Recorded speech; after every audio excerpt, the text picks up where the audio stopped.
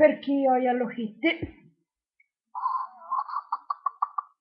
C'è qualcuno che da 35 anni sta contaminando la mente delle donne dai 4 ai 90 anni. È un essere viscido, senza bocca, che si presenta sotto varie forme.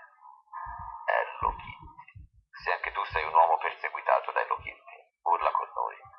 Hello Kitty maiala! Hello Kitty mi ha rovinato la vita. La mia moglie ha cominciato comprando il portafoglio di Hello Kitty, poi il contorpiocchi di Hello Kitty, il set di valigie di Hello Kitty, il divano di Hello Kitty, il bidet di Hello Kitty. L'altro giorno è andata dal chirurgo estetico e si è fatta fare anche il buco e il culo di Hello Kitty. Hello Kitty? Hello una sega! Nel 97 mia moglie si è disintossicata da Hello Kitty.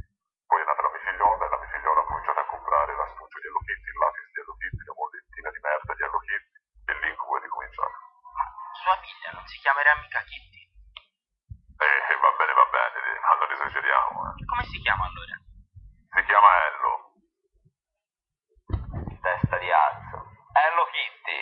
Kitty Kitty! Ma Kitty ca! Allora ragazzi, vi siete piaciuti come